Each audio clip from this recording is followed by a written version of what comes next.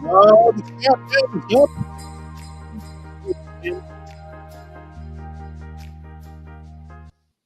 Happy holidays, friends.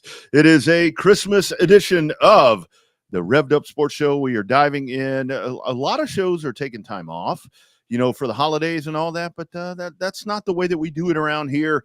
It is Showtime Bobby Chaffee down south. I'm sorry. It's Santa Claus down south because he's all about Christmas. And I'm the Grinch, Rodney Rodriguez up north, because here we go. Bobby, I'm excited. Okay, this is when I get excited. Festivus is here. After all the preparation, it's finally go time. Like race day. It's race week. It's Christmas week. How you doing, buddy? Well, it's Christmas Eve, for sure, but I get to start all of my Christmas shopping tomorrow. Nah. I hadn't had time, been a little busy, hadn't had time to really do much of anything else. So we ended up going to a watch party today in San Antonio for the UTSA game.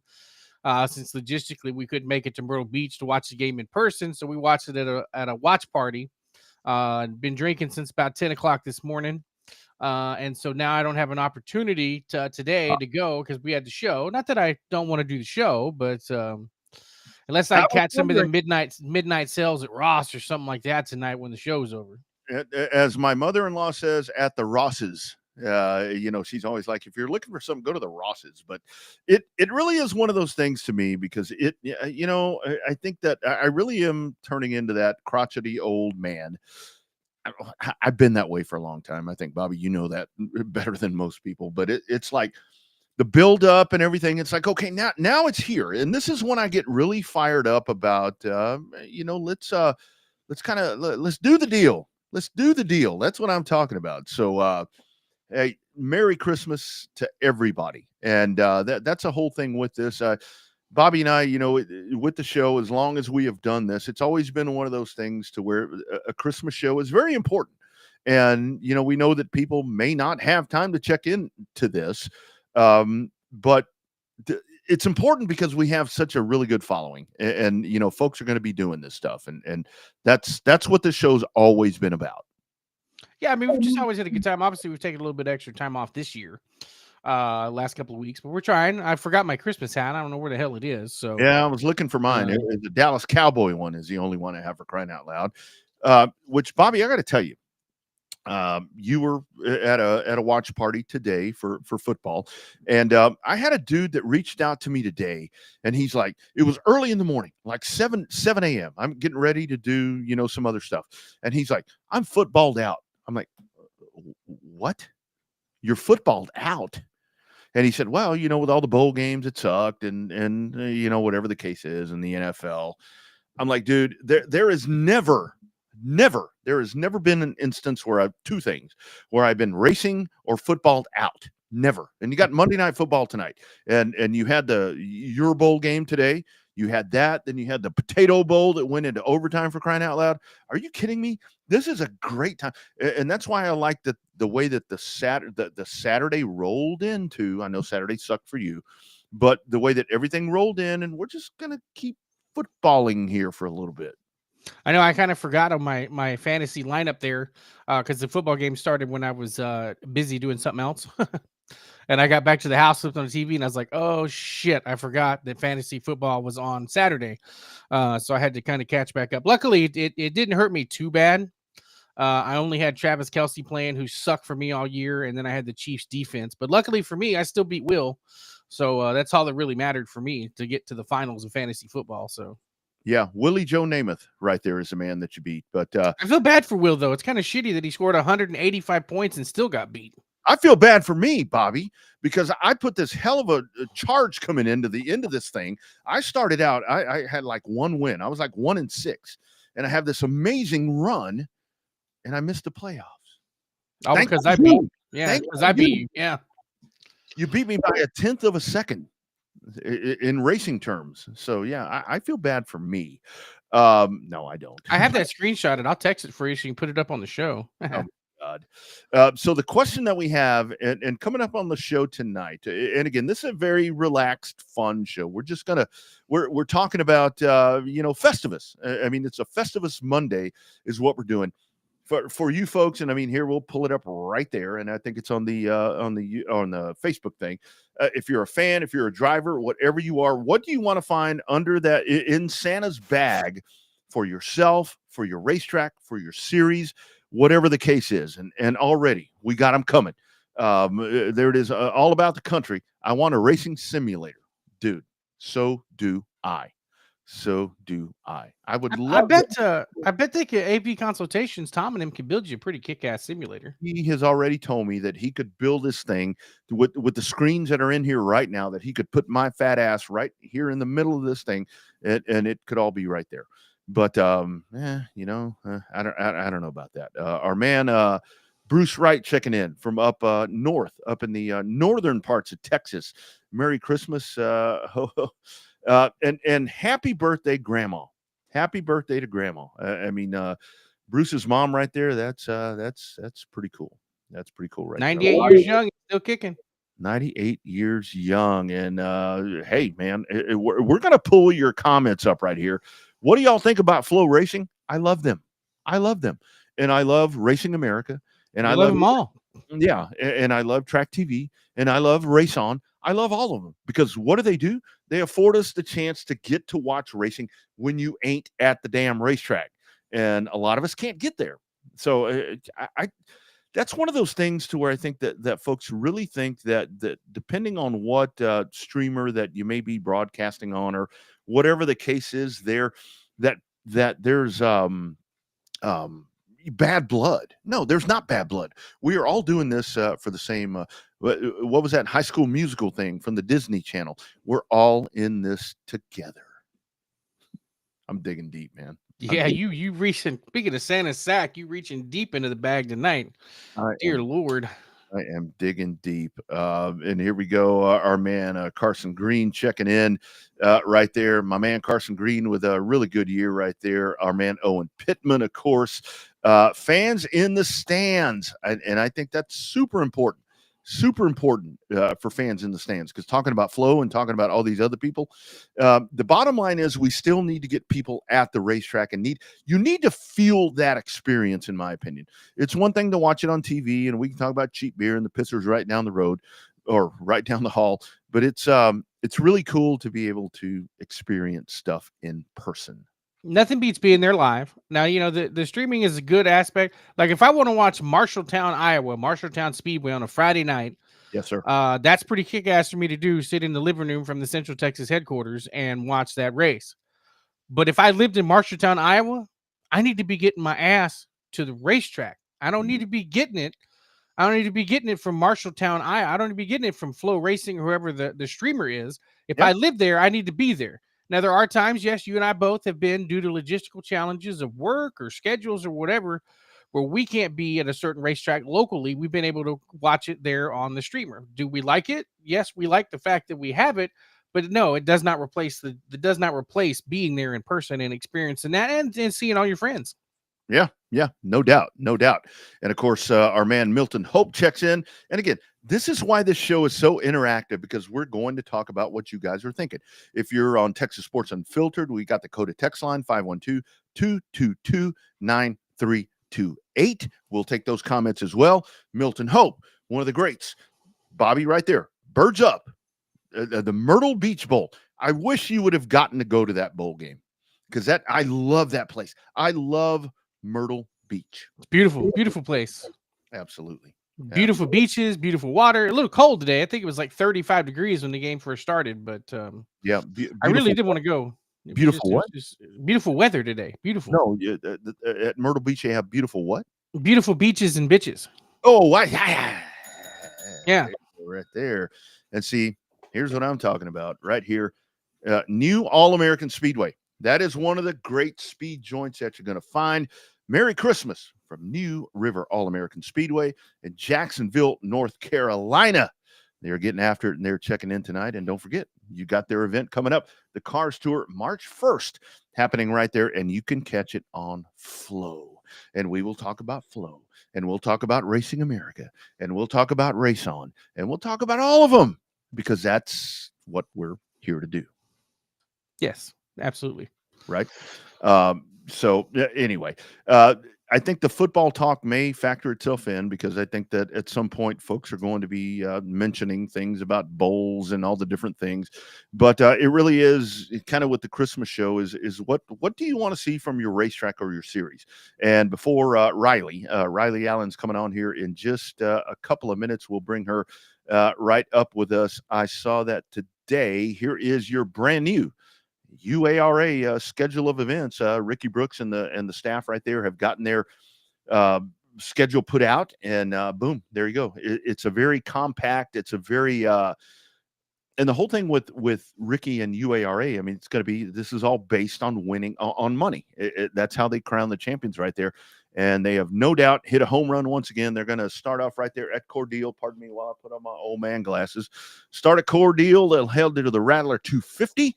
And then it just kind of rolls on right there. Another good schedule put together there by Ricky and the staff. Well, I do notice one thing sticking out, and not necessarily in a negative way, because Ricky's a friend of the show, been on here before.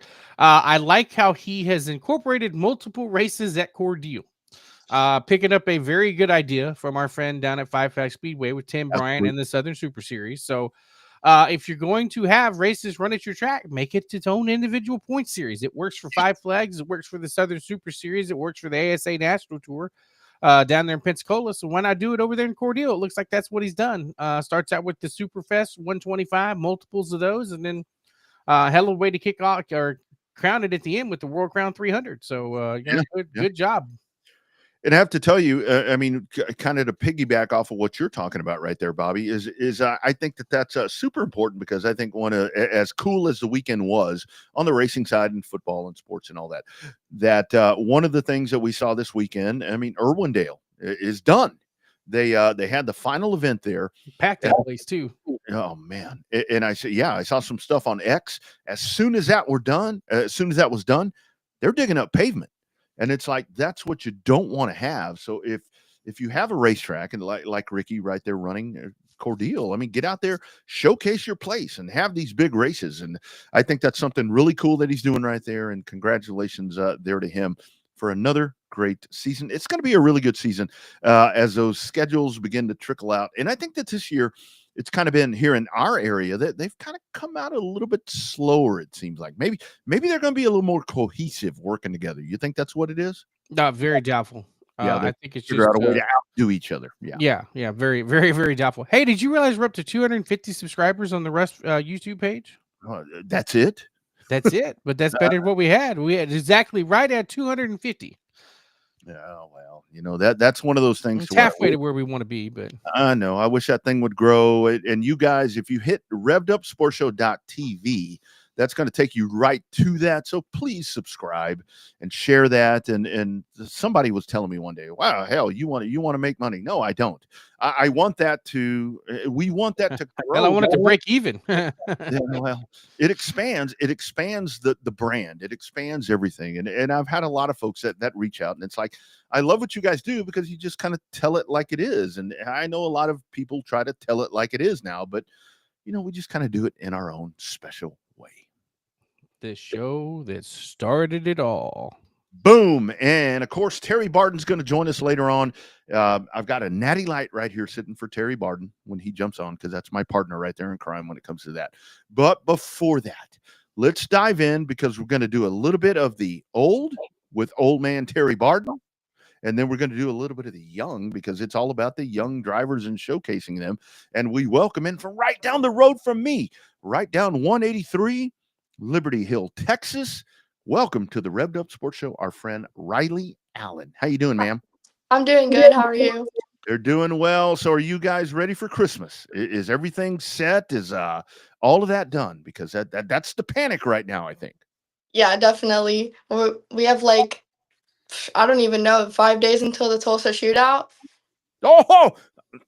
Mm-hmm. That's what I'm talking about. See, that's a racer right there, Bobby. Who cares about Christmas?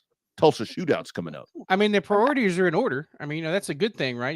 You're worried about what Santa's going to bring you under the tree. It's like, I need some tire money. I need some travel money. I need some hotel money. You're like, if Santa shows up with a big old bag of money, that'll make it really good for you for Christmas, right, Riley? Definitely. Absolutely. So Riley, let's talk about you first. We saw you this year on pavement there in the Legacies at HMP and doing what you were doing there. But kind of walk us through this. It's been a quarter midget career that has been stellar. Is an understatement. Kind of talk about all of this for you, and you're still very young at this point, just getting rolling here. But man, sky's the limit. It seems like for you. So, We I heard started that. racing quarter midgets in 2014 at 4.5. My dad just kind of threw me in one um, on a random day, and I knew I wanted to do it after that. So, I did that for a while, and then up until last year, I kind of outaged in quarter midgets. So I did it for 10 years, and I had a total of 10 state championships. And I also had 2 Western State National Championships, 3 regional championships, and my best top finish at a NASCAR Youth Series event was 4th. Damn. Wow. But it was a great experience. I made so many friends and I went to so many states. I can't even describe how amazing it was. But it really set me up for where I am today. For sure. And it gave me a lot more confidence to get into a legacy versus just getting into it without any experience at all. Mm-hmm. So, Riley, we know people that race legacies for years because they've been around for, it's a good platform for racing. In terms of the power to weight ratio, how have you been able to adjust from that? Because it definitely doesn't compare to the quarter midget, but the power to weight ratio being a 3/4 scale cup car. I mean, how's your transition been into that? I mean, is it kind of you still trying to get your feet wet, get comfortable with it, or you kind of taking a natural knack to it? Or tell us about that transition from the quarter midget to the legacy. Honestly, it wasn't too big of a jump for me. I feel like I just kind of got in it and it wasn't really anything new, which is good. And now I'm like really used to it. So I feel like when I need to get into something bigger, then I'm already kind of prepared for it. Yeah. So Riley, I want to hone into the quarter midget part because I think that that's something to where a lot of folks, a lot of younger folks, they dive into racing and they want to get in a big car and they want to do all these different things, and they get in there. And to me, that's always been these days a system for failure. Kind of talk about that part about moving up through the ranks right there and winning those races and going to different states and doing that part because every state and every tendency is a lot different with different drivers and the way that they do things. So quarter midgets for me is really how I was able to grow. And in the beginning was hard, like when I was 5, traveling was really difficult, especially like when I would race against kids I never raced before because they lived in a different state. So Yep. I didn't do too good at like the earlier nationals because these kids were like crazy good. But I started racing nationals more often, which gave me more experience. So like last year, I met this family at a race and they asked me to fly out to California to run one of their cars. So I did, and I ended up setting a track record and beating everybody and winning the race for the weekend. Love And it. then from that day, they asked me to come race a special kind of quarter midget called an AA, which is not popular and they don't really run anymore. But NASCAR Youth Series was kind of watching me at the Winter Nationals to see if I could prove that they could run with this generation's quarter midget. And it was really difficult because I've never been in a quarter midget that had that much power before. So it was a lot different, but I kind of felt like the spotlight was a little bit on me in that moment because I was one of the only people there running that car. Nice. So, right, let's talk about the elephant in the room, right? The fact that you're a young lady racing. Now, it seems like Roddy and I are old guys, right? So we remember back in the day, 20 years ago, you might have had one lady racing per track, right? Now you basically got at least one, if not two ladies racing per class on any given short track Saturday night up into ARCA, Xfinity, and stuff like that. Has there been any pushback from you? Have you felt any like that, being a young female racer like that, or the guys? It's just like you're just another one of the dudes just hanging out, racing and hanging out. So I feel like I see everyone pretty equally. Honestly, I have a pretty good friend group, so we will joke and tend to be like, "Oh, well, I'm better than you because I'm a dude." But honestly, it's all pretty equal, and I don't really see anyone differently just because I'm a girl and they're a boy, or vice versa. Yeah, yeah, no doubt about that. So Riley, the other part for you, kind of making the move over. When it comes to the legacy class and what you've been doing out there, and by the way, you've got one of the best looking cars. I love that paint scheme. That Thank paint scheme to me is like, I'm an old NASCAR guy, so you. that one really excites me. So for you with that class, because what I love about that class is that you have the younger, drivers like yourself and several others, and then you have guys like Mike Knotts and all of these different, very experienced folks. I mean, Delilah May, has been in these cars for a long time. Kind of talk about those people because it's a really cool mix of just badass drivers altogether, young and maybe a little bit more veteran. I think it's really cool that we get to race with all these different like kind of ages, but also Mike Knotts is the reason why I got into Legacy, so I'd like to give a big thanks to him. And I just feel like everyone at the track is really helpful and they're willing to help even if like you're their competitor. Hmm. But I just think that we all show the same amount of respect for each other, even though we're all different ages. Absolutely. Mike's a character. We've known Mike a long time. If you ever wanted to see the history of Texas racing, try to get him to take you down to the shop down outside of Probably been there. Schertz. You probably been Have you there, been right? to his shop down there outside of San Antonio, Riley? It's a Yeah. cool. Roddy and I are jealous now because we've been wanting to go down there and look at those old cars. It's like Dale Jr.'s graveyard. He's got race cars that we remember from 30, 40 years ago that's just sitting down there waiting to be raced again. So that we're jealous now. Great. That's a Christmas wish of ours. That's not going to happen because she's already burst the bubble and got to go down there. So what's up? What's on tap after that? Are you thinking 2 or 3 steps ahead after a legacy car, or are you just wanting to concentrate on one class at a time? Do you have like a big picture where you're going to be 3, 4 years after you kind of get out of school and all of that?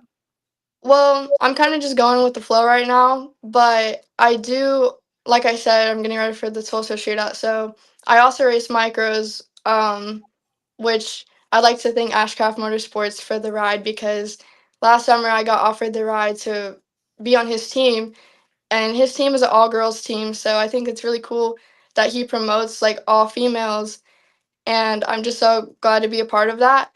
But I just want to keep racing my legacy and see where it goes along with the micro and see what I can do. But for 2025, um, we were kind of having some days planned to where I could go test run a high profile truck for maybe to race in 2026.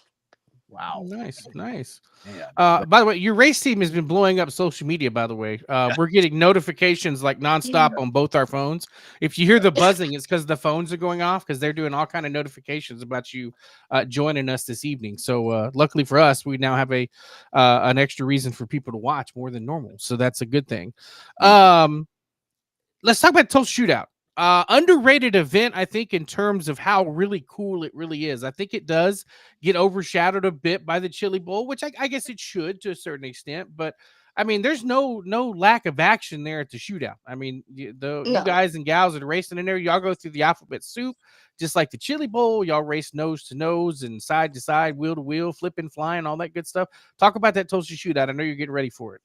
So this is actually my very first Tulsa shootout that I will be racing. So I've been to two of them, but I was only there to watch or to go support friends. But it's over 1,600 cars, so it'll definitely be different. And this is also only my fourth micro race, but I'm willing to just give it everything I got and see what I can do. Yeah, and the thing is, extended laps. They keep growing this thing out. I mean, it really seems like. So, how do you prepare yourself mentally? I mean, because you got the holidays and everything that's coming on, but like you did right here, you come onto the show and you're talking about the shootout. I'm talking about Christmas. You're like, I don't care about that. How do you prepare yourself mentally to dive into this? This is a huge stage, Riley, that you're about to dive into.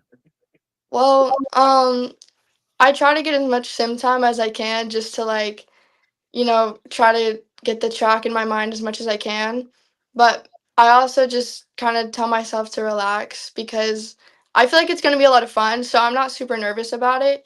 And I think it'll just be a really good experience for the next year's Tulsa shootout.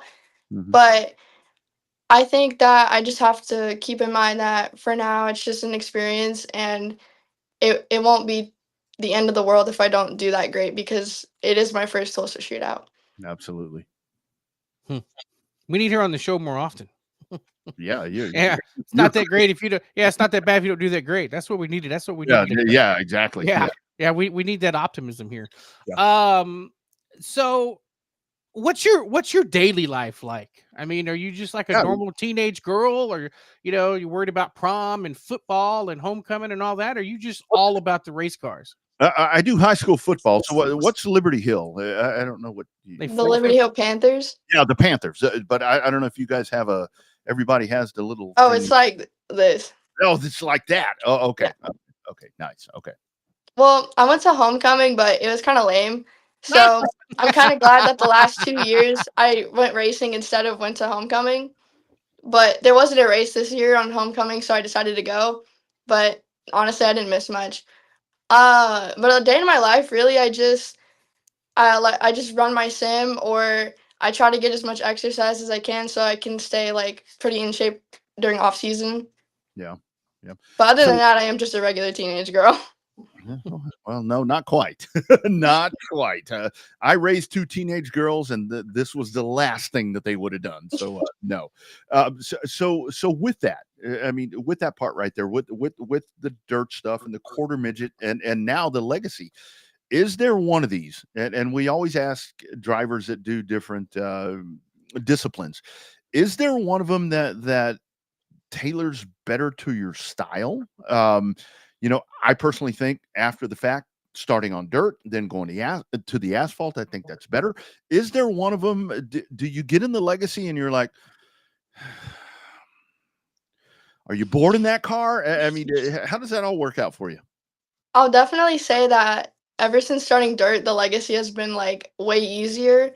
Yeah. Because in dirt, you're like a lot more up on the wheel, and you're like going through the corners, and then in the legacy, you're kind of just going on a Sunday drive. But it kind of gives me that advantage to where I don't get as like nervous, I guess, because I know it's not gonna take as much like I guess my abilities to run the car because it's just a lot easier than dirt in my opinion. Mhm. Oh, she laid down the gauntlet there. Now, oh boy, I know. social media is going to be on fire now. Oh no. As an old asphalt guy, it's like, there's the knife right into my heart. But I get it. But I get it. But I totally get that. I totally get what you're saying. That's right. Oh, yeah. That's right. What she said. Also 10 years of family, yes.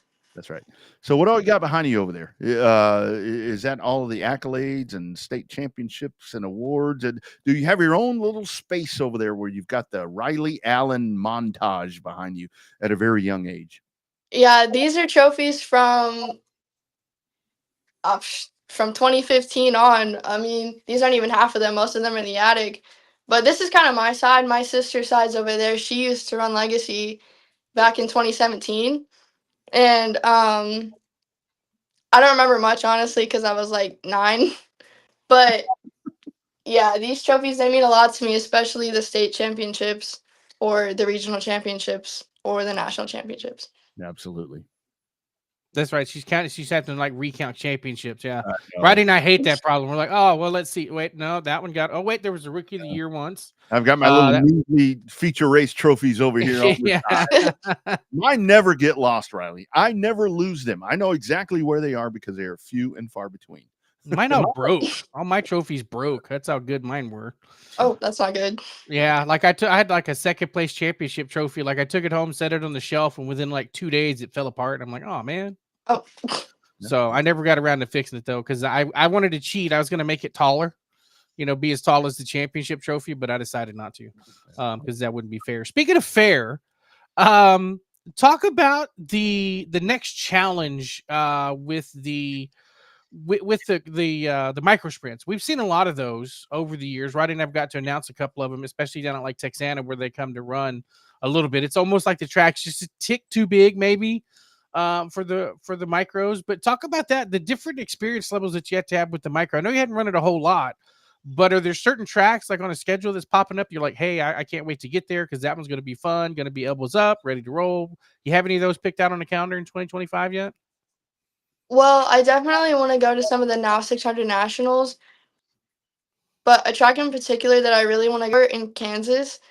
I've been there a few times to watch my friends race, but it just looks like such a fun track, and I know next year I'll get to go race there. I'm going to go there and see what it's all about. Yeah, no doubt. Last one for me, Riley. Was there a time with all the quarter midget stuff, with all the success and everything that you had right there? You talked about you outgrew that part. Was there ever a point where you're like, I'm about to outgrow this? Sorry, we're very real on this show. I'm about to outgrow this shit. It's time to move on. Were you counting the days for that to get to the point that you're at right now? Honestly, no. Good. I love that. That's super cool. That is super cool. Yeah, she kind of flipped on us there a little. I know she's a little sideways. That's all right. I mean, it's okay. Yeah. It makes for an interesting view. So Right. Riley, one of the things that we like is we like to showcase up and coming talent like yourself and the next generation of racers that are coming behind Rodney and I. What's your advice to whether it be the little girl, little boy, 5, 6 years old, trying to pop into a quarter midget for the first time? What would you tell them if you're leading into the window on their very first race and they're shaking, their hands are shaking because they're scared or they're spooked? I mean, what do you tell them? You tell them just relax. What do you tell them? What do you tell them kids that from your experience? I would just say that once you get over that little line of fear, then you're gonna realize how fun it is, and you're gonna want to do it as long as you can, like me, a whole 10 years. But as long as you just finally conquer that fear of finally getting out on the track, and when the green flag drops, and you're like, oh my gosh, I'm going so fast, and then when it's all over, you realize how fun it was, then that's how you know you're gonna want to do it for a really long time. So Yeah. the only thing you got to do is just get in the car and just do it.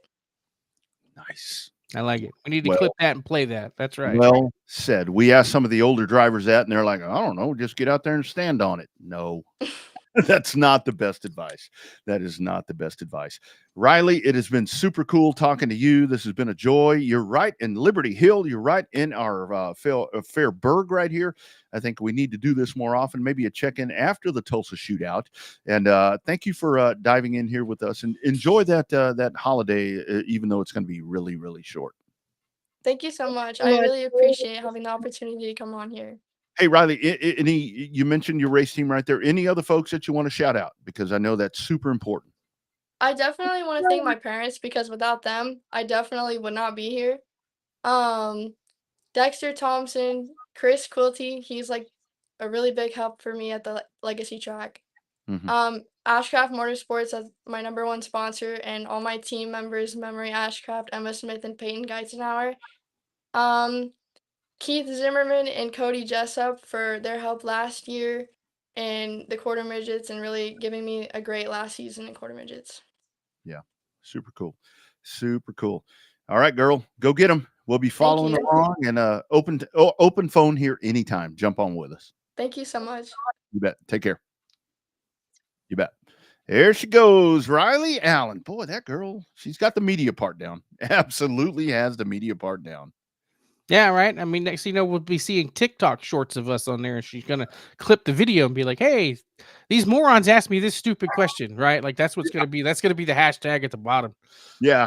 She's gonna be like, I talked to these old ass guys right down the road in Texas, and no, but she, with them moving in right there, and that's a whole thing.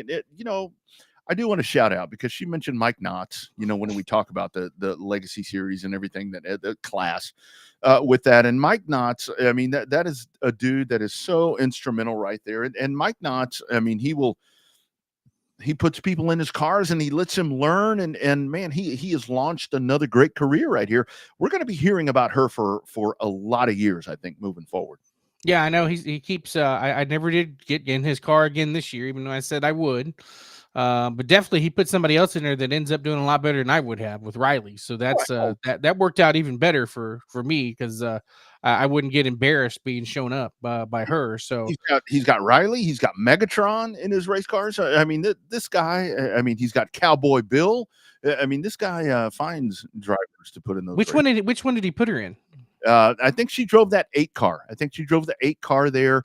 The one that I think Cowboy took over. Cowboy, I don't remember if his name is Cowboy or what it is, but there she is right there. And that's one of the pictures that I wanted to keep pulling up right there. And again, it's always so cool when we're able to have them, have the guests on video. But look at that right there. That's a look of intensity right there. And here it is, Rowdy Bill. It is Rowdy Bill that drives that car. Rowdy Bill getting out there in that 8 car.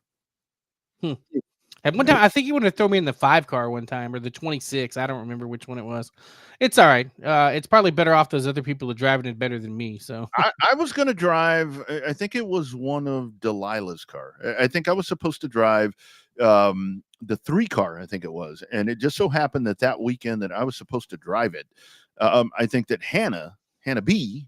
Miss Baker was going to drive a car as well. She got out there, and then there were problems. I couldn't drive the car anyway. I couldn't get there on time. I had a Texas commitment, so that didn't work out, which is probably a good thing because it's like I'm comfortable doing this. I'll call the races. I'm kind of at that point where I'm like, I don't think I want to drive anymore. It's hot. I'm fat. I don't fit in those cars anymore. It's like, I just think I want to do this part. I'm just enjoying this part at this point. Well, I mean, it is a little easier. More, I would say more AC, but you like announcing from outside, so yeah, my dumbass stays outside. Before we dive into our next guest, I was talking to somebody today. I've actually heard from about 4 people that were out there. Rowdy Bill Smith. Thank you. Rowdy Bill Smith is the driver of the 8 car. That they were talking about trying to go out and get last minute Christmas gifts or maybe something that they could get for the holidays, after the fact or whatever the case may be. Well, I'm here to tell you, friends, all you have to do is right there at the top of the show that you are watching right now, the Revved Up Livecast. If you hit that little QR code that's up at the top of the screen on the left-hand side where I'm looking at, if you hit that, it's going to take you to the On-Demand Shirts Revved Up Sports Show store. You can get them gear like Bobby and I are wearing. Get them a cap, get them a hoodie, all of that. What a better gift. I always say, if you really love someone or seriously dislike them, get them some Revved Up gear right there from On Demand Shirts. That's right. Whether you love them or hate them, they're going to look good in Revved Up gear. That's right. Exactly. So there's time right there. If you're in Texas, they're over in San Antonio. They're right there in that area. The shipping is fast. They'll get it right to you. What a better gift. Not a better gift. And James Cole, friend of the show, proud new promoter of the South Texas IMCA Modified Series. That's right. That's right. And I talked to, I messaged with James a couple of times in the last couple of days, and I wanted to see if he would want to come on and talk about stems.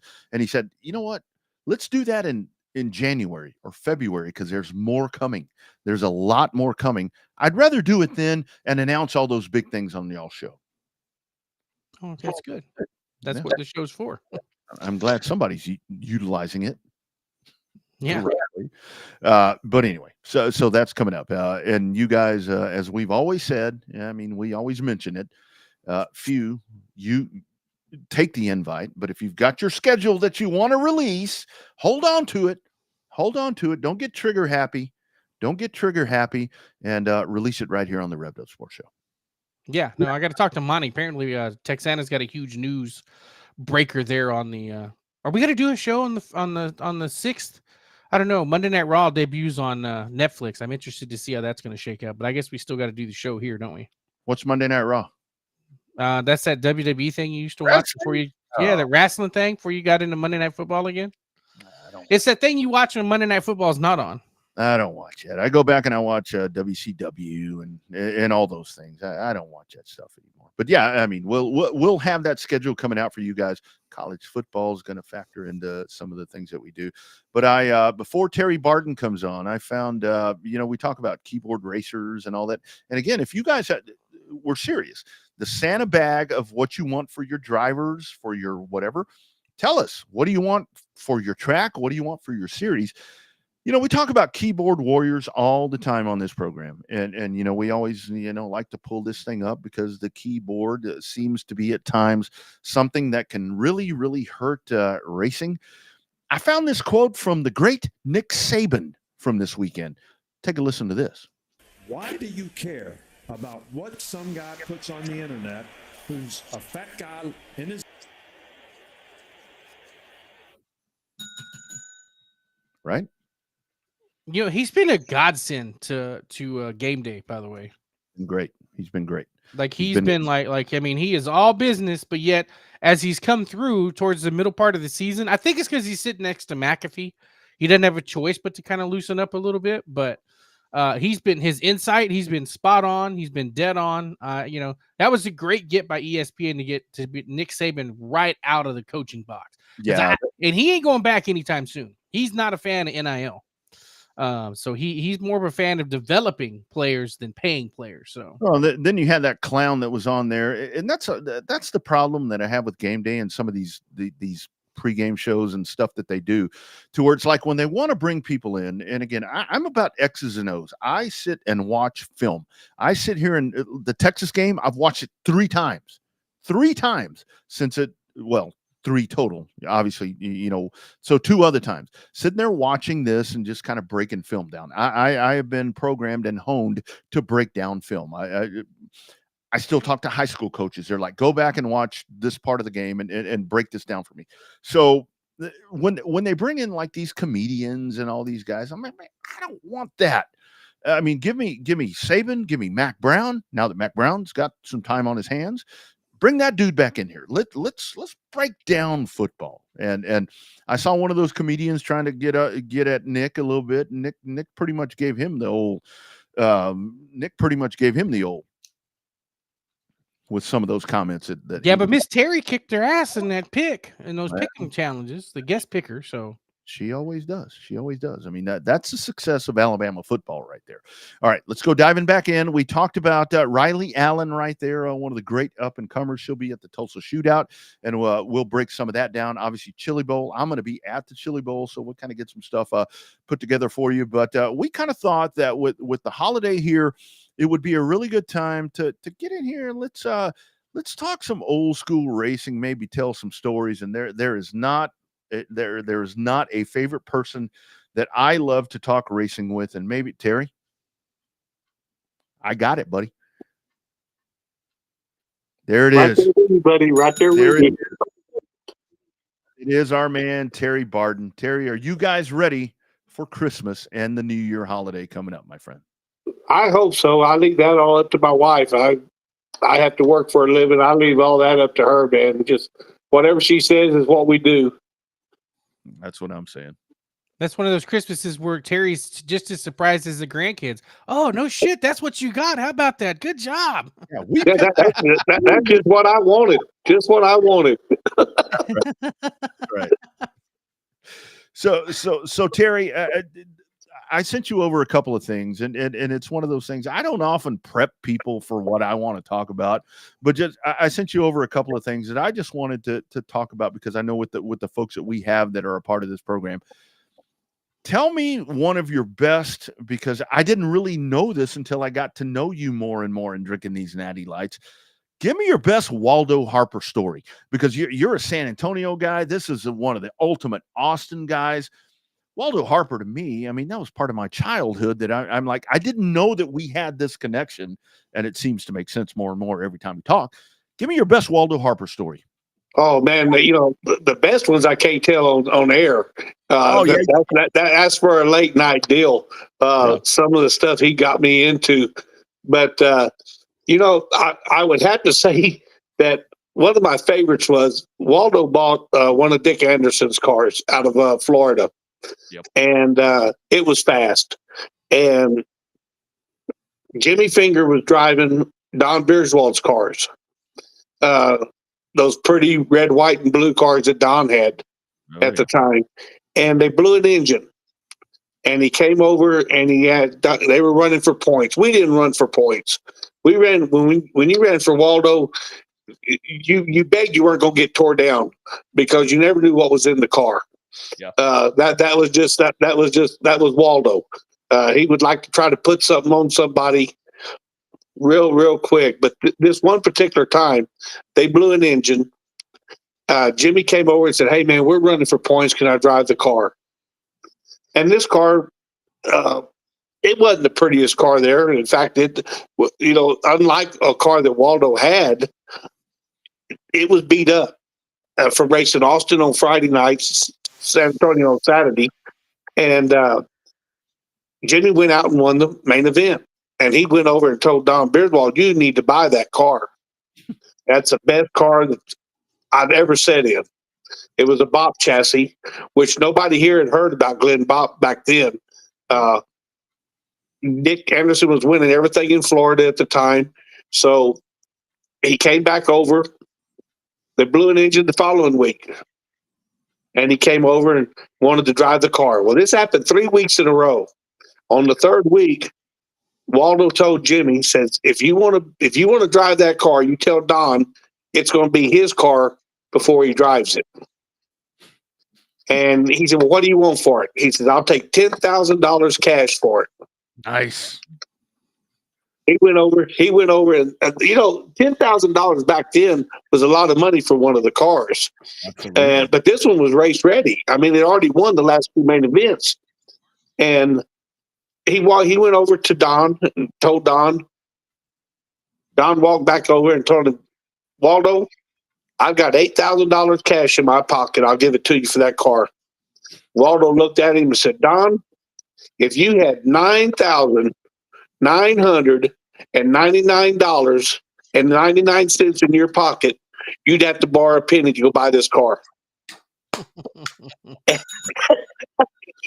I told him, I said, "Man, the guy's got $8,000 cash."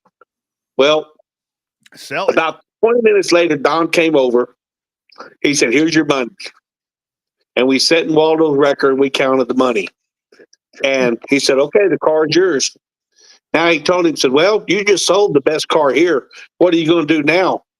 He said, "I'm going to go buy one better."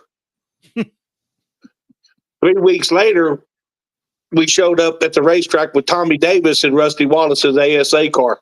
Oh, and if you remember the car, he kicked their ass in that car. He unloaded the car. He blew an engine in Austin on Friday night. Tommy did. No, they didn't. I'm sorry, wrecked the car. And Waldo called me and said, "Hey, Tommy Davis is going to drive the car in San Antonio. Can you help him put the motor and everything in?" So I drove to Austin. We worked all night, showed up at the racetrack. Back then you had to qualify. Every car went out and qualified to where you lined up. It wasn't heat races. It wasn't by points. You qualified. You had to qualify to race. Tommy unloaded. Remember the Chevrolet truck that had the hauler you had on the back of it? Brand new Goodyears on it and set a track record. Never been in the car before. Didn't have one lap of practice and set the track record in the car. Don Beardwall was hot. And he come over and told Waldo, "I don't think that car is legal." He said, "That car is just a better car than the one you got right now." He said, "Do you want to buy this one?" And Don just turned around and walked off. He didn't want to hear it. That is awesome. I love that. That is Waldo Harper right there. Absolutely.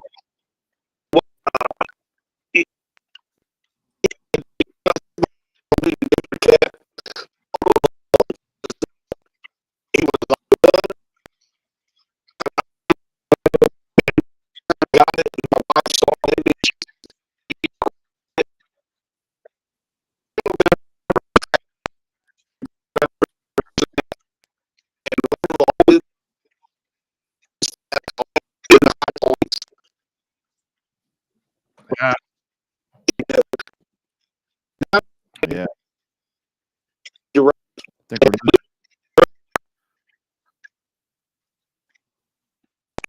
I think we lost Terry. I think he's dropping there right there. It was like, man. Yeah, no, my cast is spinning. Hopefully you still got me. Oh yeah. I got you, and I had him there, but he kind of froze up. So I think, Terry, if you happen to hear this, if you can go in there, maybe leave the video off. Maybe leave the video off. Maybe that was what was kind of freezing that up. So we'll try him again right here. Boom. Let's try it again. We got you, Terry. Okay, sorry about that. I'm on my phone, and I couldn't make for some reason my laptop wouldn't pick it up. What you wanted me to do? So Totally good. Sorry, Bobby. Go ahead, my man. Oh no, that's right. I'm just having my Firefox just crashed, but that's fine. Oh, it's yours too. Yeah, Firefox just decided to crash right here. Well, that's on the little laptop, so that's good. Not the main streamer, so that's good.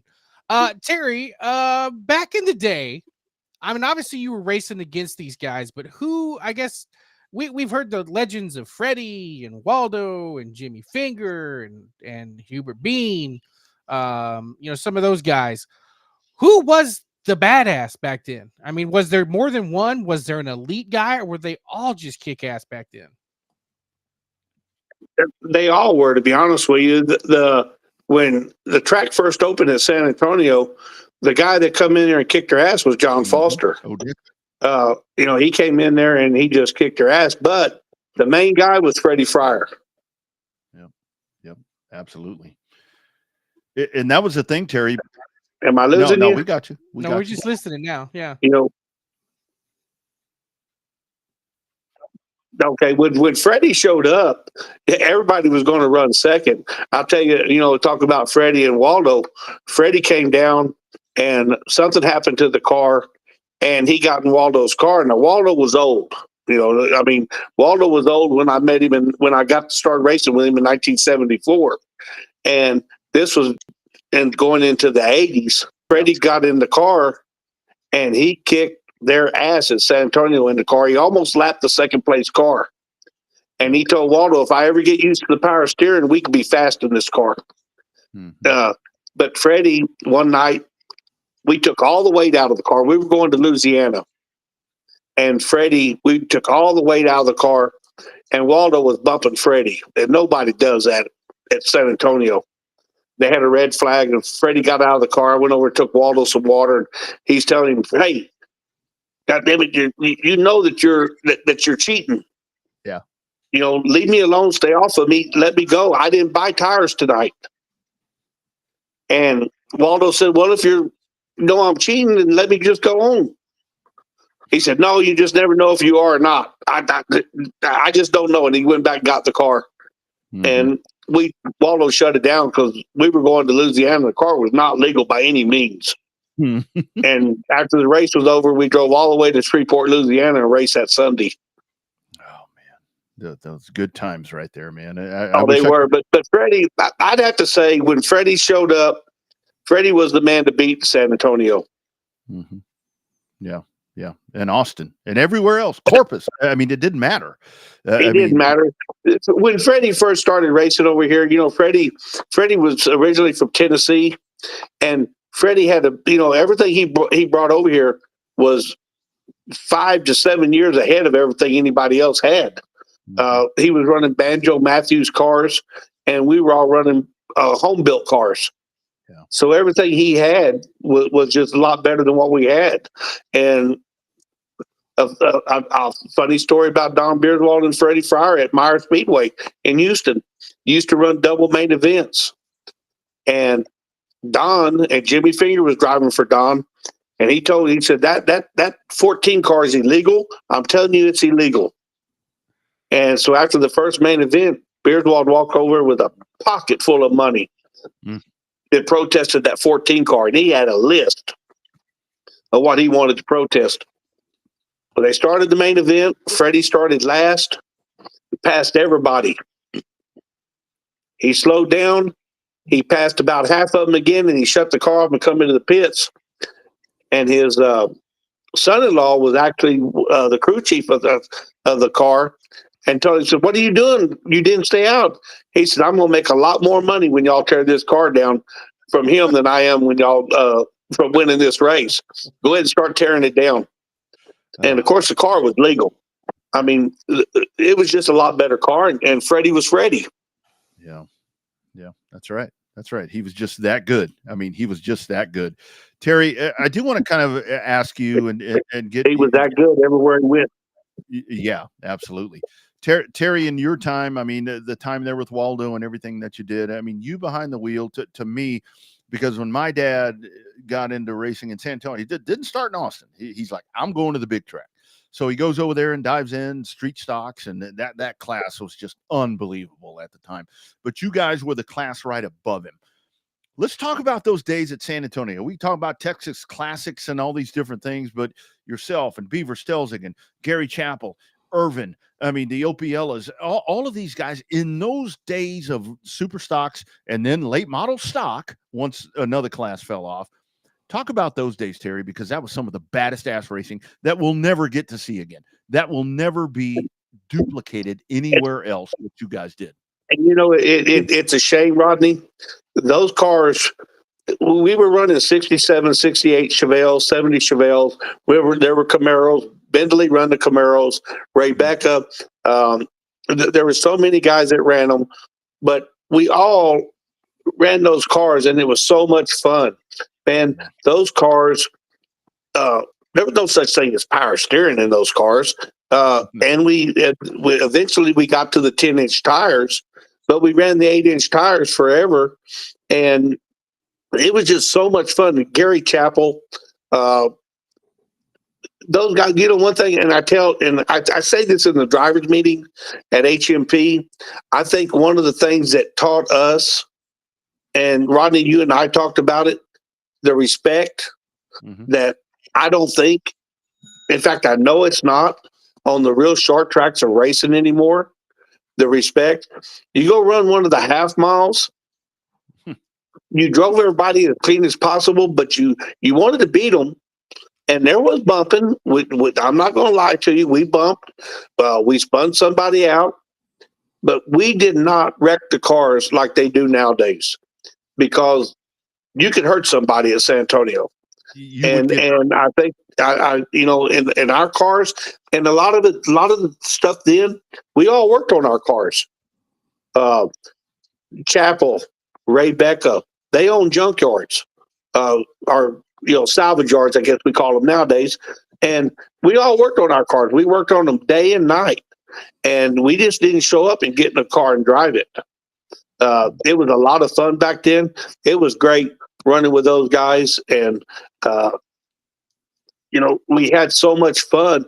It was like, it was one of those deals where you go out there and you beat on each other, you get out of the car, you say a couple of words, then you go over and see who's got more beer after you ran out. And you just sit around there until they come around there and told you had to leave. But we had so much respect for one another. Beaver, when Beaver was coming up, Irvin Brighton was one of the best out there. Tommy Grimes shows up. Tommy Grimes run 4-cylinders for a long time. That's how he got started. Then he came into the super stock class with us, and we all, we just learned to race each other, and then we had so much fun. It was. I want to almost say we were like a club. To be honest with you, there were nights that I had Gary Chappell's car in my shop. There was nights that we'd get off work and somebody was having a hard time getting their car ready. We'd go and work on their car. It wasn't an animosity anywhere with us. We wanted to go, and the more cars, the more fun it was. Yeah. And back then, you qualified, like I told you earlier, you qualified every Saturday night. Now, when they got away from that and they went to points, they split you up to where you had your high points in one heat, your low points in another one, but you started by your point average even in the main event. And Rodney, from coming over and racing when your dad raced, it was nothing for us to start 30 cars. Yeah.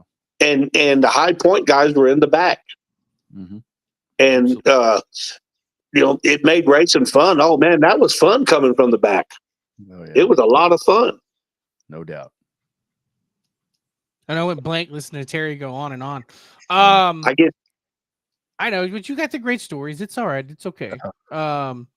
So when you talk about the camaraderie back then and the respect for one another that we don't obviously see a lot of today, you see a little bit of it, but not near as much as back in the day. When you talk about the miles and miles, you know, it was not that close to go all the way to Louisiana to race. It was not that close to go to Mississippi to race, but you know, you saw guys like Freddie and some of those other guys, they would go that far to race. Was the money to win ratio better than it is now? I mean, the gas was a hell of a lot cheaper. Parts were a little easier to get out of a junkyard. What made those guys travel so much back then as compared to what they don't do now? I think the economy has a lot to do with it nowadays, to be honest, Rodney. But you know, we would travel, of course. Now, back when we were racing, believe it or not, there was an asphalt track in Amarillo. There was an asphalt track in Lubbock. Yep. And on Labor Day weekend, they would run both racetracks, and you went up and you ran. I mean, we're running what we call super late models, and they're only paying $1,000 to win. Yeah. Back then, but gas was cheaper. You know, racing fuel now is $12-13 a gallon. Good racing fuel back then, we paid $4 or $5 a gallon, and we thought that was a lot of money. Mm-hmm. And we would go race Amarillo and Lubbock with Waldo's car when we had Glenn Schwabe driving for us, and we ended up where you would win. It was $1,000 to win each race, and if you high point guy between them got another $1,500. So you could go up and make $2,500,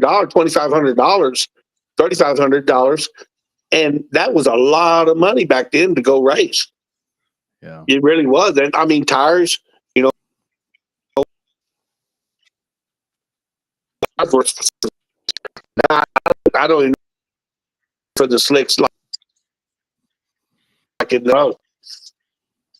Yeah, you know, Terry, I remember back in the day, but when somebody would buy me a jug of fuel, it's like, man, they just spent $25 on me for 5 gallons of gas, you know, and it's like, damn, that's quite the investment. So let right. I mean, and then they buy the jug too, and it's like, holy shit, $50. Somebody just gave me $50 to get out there and drive. So let's talk about now. And again, holiday edition here. We don't want to keep you too long. And I know you've got things. And again, we need to do a total unfiltered one of these things, or we just go 3 hours like we usually do at the hotel. But anyway, I don't know if anybody can sit through that long. So now, Terry, let's obviously in Texas here where we are, there is a deficiency of asphalt racing. I mean, that's the best way that I can say it. Dirt is doing well. I think Dirt is about to get into some growing pains to where they're about to do what we've done with there's too many classes, there's too many divisions that are all alike and all of that. But that's a different story. But so your thought here now, Houston, once again, the dates are out, all of that. The thoughts on the season coming up, because I think this is a big year. I say that every year, but I think now you've got some momentum. You've got some of the little classes that we talk about. We just had Riley Allen on here with the legacies, quarter midgets showing up and doing these things. Legends are back, but damn, we ain't got no trucks. We ain't got no outlaws, and the modifieds ain't coming either. Kind of your thoughts on 2025. How do we get them to show up and race there? That's a good question. I've been asking that for the last 2 years. I kind of understand when Houston first reopened, a lot of hesitation. Hey man, is this going to be a 3-race deal? I mean, we're going to go spend all this money to get our cars out of the weeds and get them running, because it's going to take money to even get the cars that are sitting to where they're ready to go race again. I mean, we all know that. You got to freshen the motor. I mean, all that. But now that we're into the 3rd year of this, and in my opinion, my personal opinion, you've got one of the best people behind this in Owen Pittman. Mm-hmm. When I don't think that anybody can say that they, and I worked with Owen back in the Romco days, when Owen was running CC Speedway. I worked with him then with Romco. Anything Owen told me was what it was going to be. Mhm. And that's the way it's been since he's done this, since he took over. And for the way that people back Owen in the dirt, why they can't believe that he's for real in this asphalt. He last year that he was in for it for the long haul. Even with the health problems that he was in this for the long haul, and he wanted to see asphalt racing come back. Yes, he loves dirt. He loves what he does down in Corpus, but he's really, really working his ass off to get this asphalt thing going. And why some of these other people don't get out? I don't have the answer why they're not here. He's paying good money to win for these cars, better than a lot of racetracks do on a bi-weekly race. And why they're not showing up, I have no idea. You know, I talk to guys all the time. I talk to them all the time. Oh man, I'm trying, but you know, it's just, you know, a lot of different excuses. But you know, I've always said until you count them, you can't believe they're going to be there. But I don't have an answer why they're not here. I know economy, but I'm hoping that now things are going to change with the economy. I think it's going to get better, and I think that you guys out there that are asphalt like I am, I am 100% asphalt. I did 2 races dirt, was not my deal. I'm 100% asphalt. I love to go watch them, but asphalt's my deal, and I don't know why the people that don't go run dirt, but they've got the cars, don't come out and support it. Mhm. I don't understand it. Yep. So Terry, what's the fundamental change from back in the day till now? I mean, is it we talked about the respect factor a little bit, but like, is it because the guys, the majority of them are younger now and don't work on their cars as much and don't build their cars? I mean, is there one thing? I mean, and we don't want to downplay the ability of these new kids that show up and race and have the ability to just show up with a helmet and you know, post on social media and get in the car and race versus back in the day when we didn't have social media and you didn't have a choice but to work on your own ride. What's that fundamental shift been like? Is that what it is? Is it a generational thing, you think?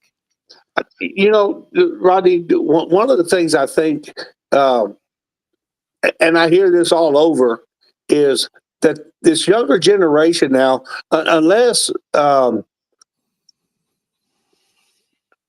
I think unless they've been exposed to racing, Yeah. Unless they've been exposed to even their grandfathers who have sat and watched NASCAR, or their grandfathers. You know, I'll give you Colt James's Oh yeah. Case. Yeah. case. That boy, all he's ever known is racing because everybody in the family's raced. Mhm. The casual guy that's a NASCAR fan that's watched it on TV, his kids, they don't go to a racetrack. They don't get to experience what it's like. And I can tell you from my experience when I was a kid, when I was 6 years old, man, and I went to my first circle track race, I was hooked. Yep. At 6 years old. And I just think there's so much other things going on now. These kids have so much more social media. They've got so much more video games that they do. There's so much more into anything but racing because they never have experience. I know that some people that showed up in Houston. I'm going to give you a good example.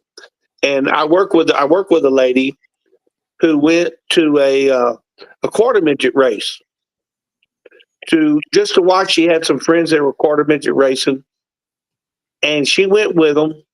And now they're buying a quarter midget Mm-hmm. because the son got hooked on it. He had never seen it before, didn't know what it was about until he went and looked at it, and now he's hooked. And I think unless we get this younger generation out, they're not ever going to experience what what it is. If you watch it, you're hooked, man. I think. Yes. It really is one of those things, Terry, to where I think that, folks joke around about the blood thing, but I vividly remember the first time I sat in Jake Wallace's race car and went over and saw Schwabe's car, because Schwabe was my guy in Waldo's 88. Going over to see that and going to see Tommy Davis and going to talk to these guys, and then with street stock guys, there are guys, people, when I start talking about racing people from back in the day, it's like, why do you remember Ken Leathers that raced the street stock at Austin, or all these different names? It's like, you know why? Because when I'd go up there, they sign. I would walk up and they would just sit there and sign my program, and Right. they would tell me about their race, and I didn't give a shit, Terry, if they raced first or 30th. I'm talking to a fucking race car driver. Exactly. Right.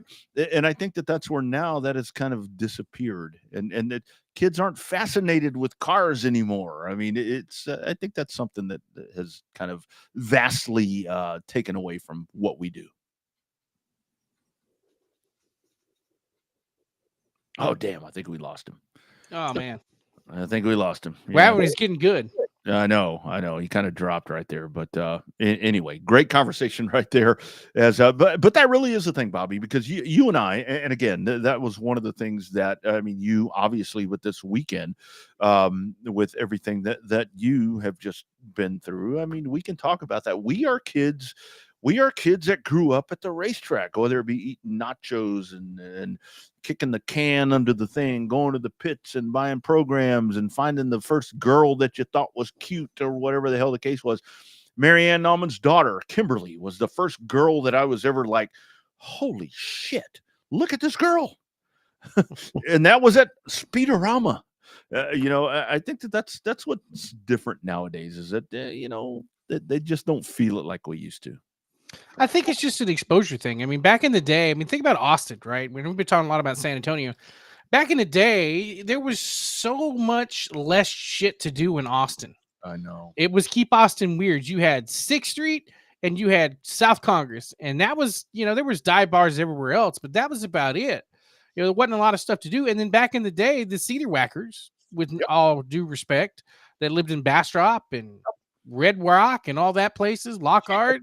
Yep. San Marcos, all the place. They didn't have anything else to do either on a Saturday night except build a racetrack, build a race car, and go shoot shit and hang out with their friends from April or May until September, right? Every weekend. So I think it's one of the things I was going to ask Terry was just the fact that, back in the day, there just wasn't as much stuff to do back then. That's why COVID was such a refreshing. I don't want to say it made racing relevant again, but it kind of did to a certain extent, because it was the only thing they were letting people do, because it was outside. There wasn't shit on TV. It was all, you had to go outside, and, these local racetracks were racing. I remember going down to Texana to help out Owen, and we'd have the biggest counts ever. And we'd have record number of people in the pits, had record number of people in the grandstands, because there wasn't anything else to do. It's like you went back 35 years. Yeah. To everybody just hanging out, getting together, shooting the breeze, having a good time at a racetrack, and it's dropped off since then, because now the phone business has picked back up. The TikToks are back alive. You've got all that stuff again. There's more stuff to do on a Saturday night in your local short track community. So, but the other part too, Dan Fredrickson nailed it. Did you see that comment he made? Right there. That nailed it. Thank you, Dan, for being a part of this program. That's badass right there, checking in. Yeah, one of the reasons there's less cards nowadays, every person thinks they should win. Only one person wins. Used to be you could work harder. Now they just quit. And he's not wrong. We see that. Somebody from the grandstands wants to run, and they want to be the badass of the bunch, so they hop in a damn pro modified. They go out there and get their ass stomped, and they don't know why, because you're not supposed to start in a pro modified. It's great if you got the money to do so, but that's usually not the best bet to start in a class that says pro in the title of the class name. So that we've seen a lot too. The flash in the pan, you'll see, and then you'll see a kid, all the accolades and stuff moving up the ranks, and then they get in and they have one or two bad races, and they just get pissed off, and they either move to another class or they just quit altogether. We've seen that a lot of times too, unfortunately. Oh, that happens quite often. I mean, it's that immediate gratification thing that you see with it that happens now. And I mean, John Hernandez checking in right here, and this was a guy. I mean, John. I mean, the Goalsmobile right here is. I like to talk about him, but I remember I remember John back in these days, and John and my dad were very much in the same aspect to where, like what John's talking about here, 32 races. And this was all, there was not a week off, and you couldn't miss the races. I mean, you would not miss a Friday, Saturday night, whatever the hell it was. You would not miss a race. You found a way, even if you went and pile drove your car at San Antonio, which is usually where it happened. You found a way to get back to the track. And like John talks about right here, his son was 14. So John was all solo. And that's where, I sit here and talk about doing all these things with my dad. I mean, when I was racing, my dad was the one doing everything. When my dad was racing, I didn't do shit. I went to the races with him. That's all I did. And asked him to give me money to buy Joe Horn's hot dogs and nachos. That's all I did. I was no help. But that's where it's so different now. And back in those days, like Terry was talking about when he talked about that super stock class, it was one of those things to where when you got out there and you wrecked your car, I mean, you had to find time. You didn't have Amazon. You didn't have, Smileys and all these different people that could drop the shit right at your doorstep the next day. You had to go to the pick and pull, or you had to go to Big Four, or go to Aaron's, or go to wherever, and you had to go take that shit off. And you still never missed a week. And that was, once I started racing in Austin, Bobby, I've talked about this before on here, where it was like, if I had to miss a race, whether it be for wrecking the car or we just couldn't go that week for whatever reason, it was like, they're still going to race without me. They're still going to race without me back in those days. And that's where I see folks these days to where it's like, give me the schedule, give me the whatever. They're going to race without you. You are not the show. The show is the show. But I mean, it's a very different time. It's a very different time. And that's just, I love what you said right there. I'm getting long-winded here, but I love what you said right there, because COVID really did tailor that back.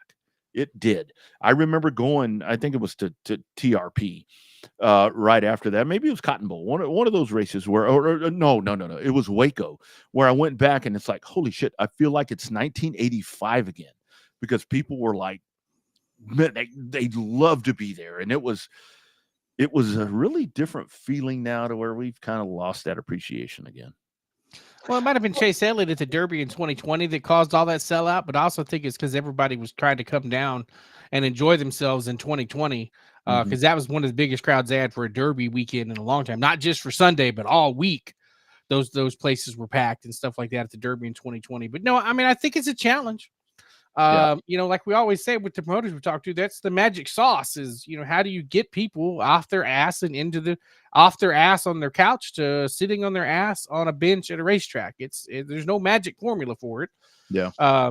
We see it all across the country. It's not just a Texas exclusive problem. So, I mean, I think that it becomes a problem to where, you just gotta, the product has to sell, right? You have to have that mixture between entertainment. It's like we talk about all the time. You got to have people buy into the program. You got to have you have to have the promoters buying into the concept of knowing that they have to work with the race fans and the and the drivers. Yep. Then you have to have that. Then you have to have and come on where it's like, the race teams have to know that, look, sometimes the call that the track makes not going to be always in the complete best interest of the single class, but it's the overall best interest of the racetrack. So, I mean, and I think, and the race fans really nowadays, the problem is the race fans are more involved now than they ever have, because they got keyboards, and sometimes that don't matter because half the keyboard warriors don't come to the damn racetrack anyway.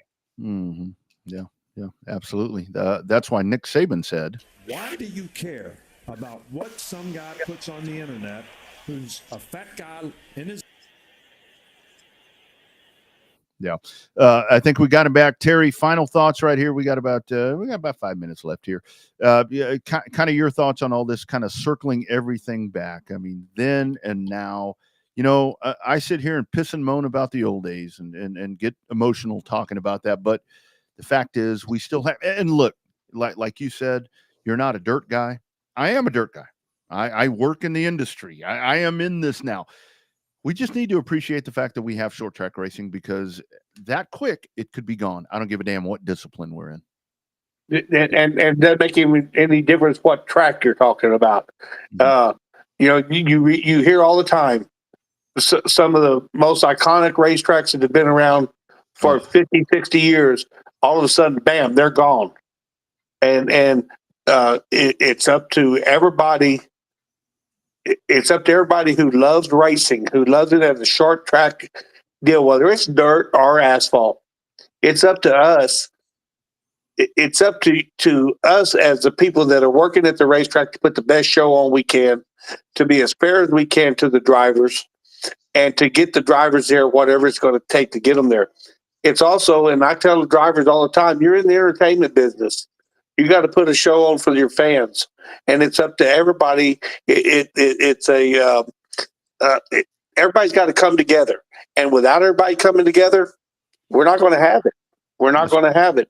And I honestly believe that we're looking at a turning point in asphalt with the amount of races that we've got here at HMP this year.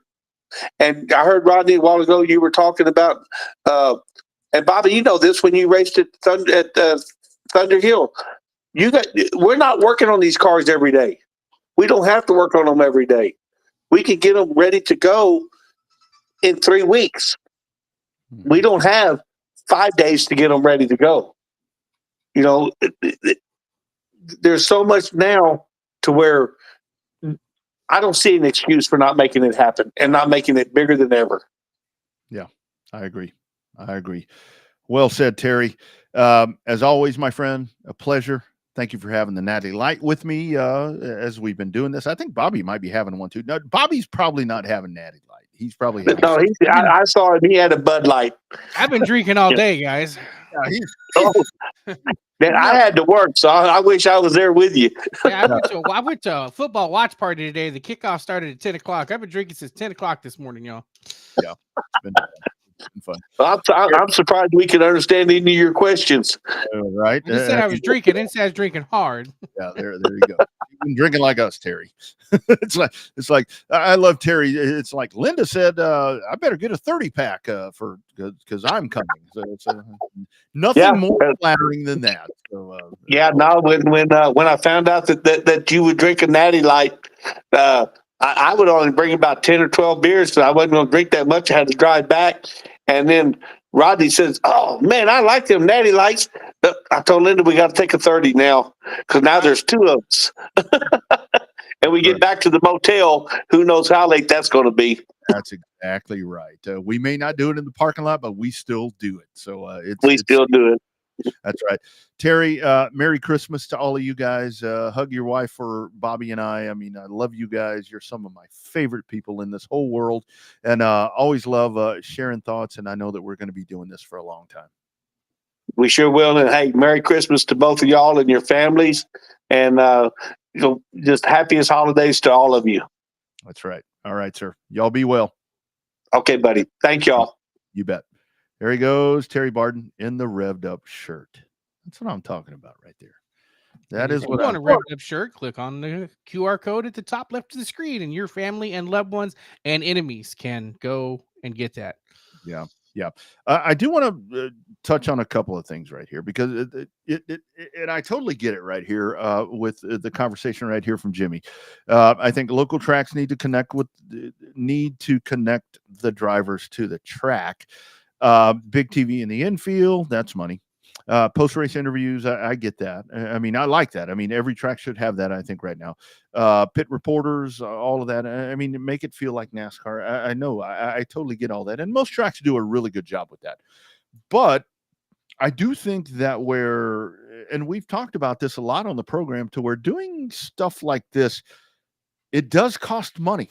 I mean, it really does cost money to be able to do this. And a lot of these promoters, it's on a shoestring budget. I mean, they don't own the track. They're leasing it. I mean, we talked ad nauseum about the way that all of that works. I think a lot of this, it does kind of come back to the drivers in the sense that, okay, you need to promote yourself a little bit. It's not so much on the track to be doing that for you. Back in the day, like Terry was talking about, the track promoted itself because you had people that just showed up. Now with all the different things that you're talking about, Bobby, it's really hard to do that. And I think there's a big onus that goes on to the drivers to be doing this right now, in my opinion. And as a driver, I mean, look, if I get to race next week, my ass is promoting the hell out of it. I don't care if it's at ABC Speedway or at Talladega. I'm telling anybody that will listen that I'm going. And the track's not, which they shouldn't be, because it's me. I'm going to be the one that's going to be pushing that. Well, it's worked that way to a certain extent. I mean, the track needs to. It's kind of like, think about it back in the golden age of the WWE, right, or WWF back in the day. There was one guy that was the champion who was bigger than everybody else. It's Hulk Hogan, right? You know, but nowadays it's about the WWE, not who the guy has the strap on, right? Who has the championship belt. So I think the track needs to look at it from the 1,000-foot view and try to promote everybody, where the drivers need to promote themselves, but also you have to find that happy medium to promote within your community and outside the community. It always blows my mind when we see it a lot. Hell, we've done it ourselves.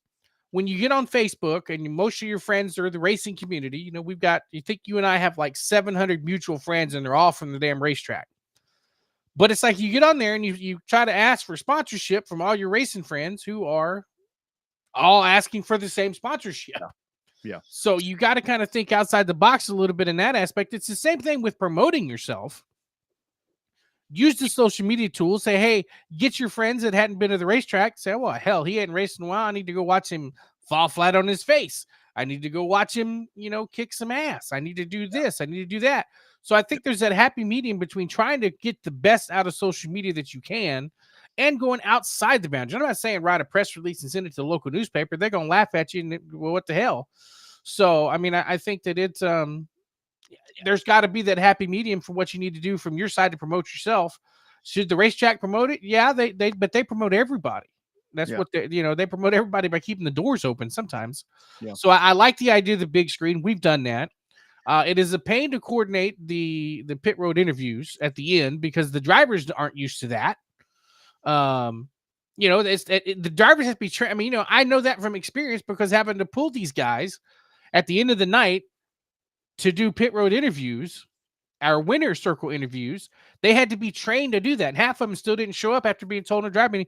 Go see Bobby. He's going to sit at that table over there. When you pick up your check, pick up your money, pick up the damn microphone and sit down for 2 to 5 minutes with him and talk about your race. Yeah. The drivers aren't conditioned to that anymore. You have to make sure they know that. You got to get them in a rhythm to do that. You know, when the same guy, and then it sucks when the same guy wins over and over because you only ask the same 4 or 5 questions to the same guy over and over and over. So it's a magic touch that you have to work with and reevaluate every single week. Yeah. And Jimmy, welcome to the Revved Up family. I mean, this is why we do this. I mean, it is to, I mean, thank you. I mean, because it's folks like you. I mean, share this, tell people, because we're just going to tell you what we're thinking. And because Bobby and I have both been on lots of different aspects of the sport. I mean, whether it be on the promotional side, behind the wheel, behind the mic, and doing whatever. And here's the one thing that I can tell you. And like Jimmy was talking about, like with Cletus McFarland, I mean, yes, what has happened there has just been unbelievable. But the thing is, when you have someone like that, when you have a personality that takes on a place like that, I mean, Cletus McFarland versus Joe Smith, the regular promoter at ABC Speedway, that they don't know what to do. I mean, they don't know this part, and it really is very social media driven. And you do, I mean, a lot of folks, when you talk about the presence of social media and what you can do with social media, if you really want social media to be impactful, you got to spend money, because it's gotten to that point, whether it be on the Facebook or on Twitter, Stitch, wherever it is. If you really want to get the clicks and the exposure, whatever, you're going to have to spend money, and you have to budget that part into your expenses. And that's where it gets really tough, because the expenses, a lot of times there's stuff that you can't figure out. I mean, if you're at a dirt track, the water truck breaks. Obviously, you probably don't own that. You're going to have to go find one. You're going to have to go rent one. You're going to have to do whatever's going to happen right there.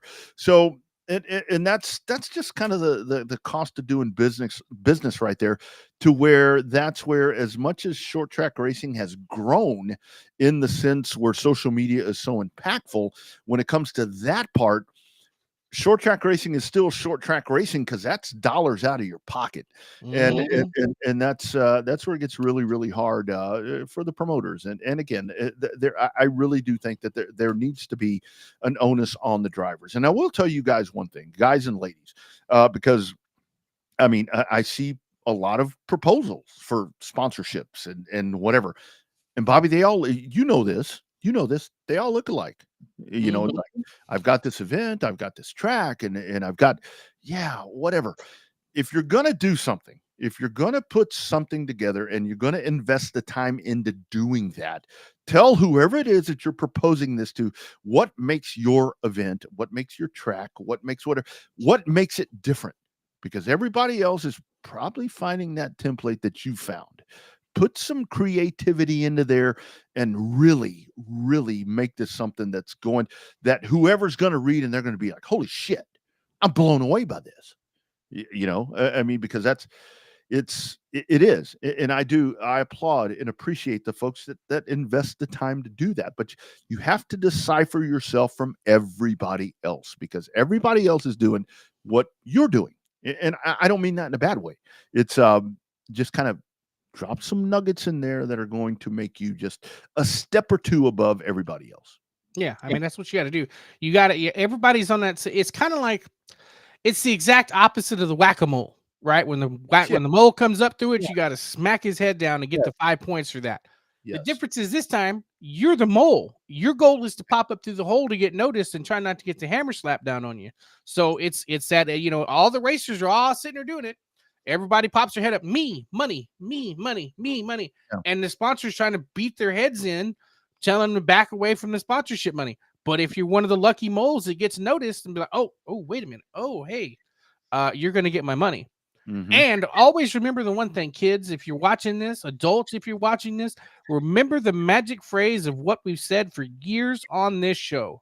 You never know who's watching. Always remember that, because it could be Joe Blow's plumbing company, may be the next big thing. He may give you $50 this year, but he may give you $50,000 in 5 years. Yeah. Yeah. And it really comes down to, I think, a lot of that with kind of to your reference right there about all of that. Set yourself apart, because it's always a lot of the proposals that you read. It's like, okay, I need $10,000 for my race. And it's like, okay, why? And look, I mean, these are just from people that I talk to. It's like, I get all these, I need $10,000 for a big race that I'm going to have. Okay, well, I've got how many of those? Tell me why yours is different. Tell me what's unique about yours. Tell me what the value is. Because here's the whole thing, Bobby. It's like anything else. You have to show, if you're going to go ask somebody for money, if you're going to go ask somebody for a job, if you're going to do whatever, I mean, if you're going to go out there and try to cut the grass across the street, and there are people over here that are doing it, you have to put in there, I'm going to be different because I'm going to weed eat along your sidewalk. I'm going to trim along the side to make it golf course ready, to make it looking that way. You have to set yourself apart from everybody else.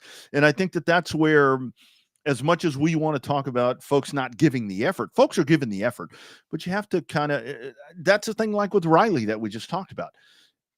I don't know what her proposals look like. I don't know what any of that looks like. That resume is one thing. You're going to look at that. But what she just did tonight, I hope that they clip this. And as a matter of fact, I'm going to fucking send this to them tonight to put in their package, because that young lady sends something to somebody and they see her talking to you and I, they're going to think about investing in that kid. Yeah, no, absolutely. I mean, like I said, somebody's always watching. But, you know, speaking of cutting the grass, that's how I got my yard guy. You've seen my long ass driveway. When they edged it up just right, I kept him because he actually put pictures on social media of my driveway. He's like, look at this. I need this picture driveway. But no, I mean, everybody, you know, it's we constantly, you know, if the young kids that listen to this, or the older group that listens to this, if they know one thing to tell the kids, somebody's always watching. And it doesn't matter if you and I are in a race, have a race car, and John Smith comes up and starts talking to us, and he may decide that he's got $100 in his pocket that he may just give us. Mm-hmm. you never know. You can't just be like, oh, who's this guy? What's that story behind Stanford University? The people that decided that they wanted to try to invest in one of the high-end universities got pushed around and they said, screw you. So they went out and built their own university, Stanford University. Mm-hmm. Yeah.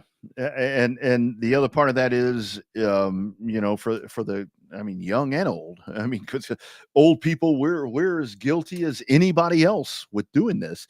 Always know, like you said, Bobby, somebody is watching. You don't get, I know things happen on the racetrack. We get irritated. We do whatever. And having just been at the Gateway Nationals and seeing that's a kind of a different thing.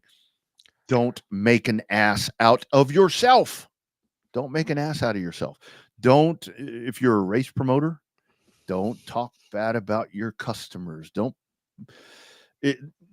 All these conversations that happen here, drivers, all the conversations that happen here, and this is my Christmas gift to you guys and ladies, all the conversations that we do here, set that down, pick this up and dial. Make a phone call. If you get voicemail, leave a message. Send them a text. Stay off of the keyboard. And they'll call you back. They will call you back. They don't just call us back because we're friends, but they will call you back with a question. Yeah.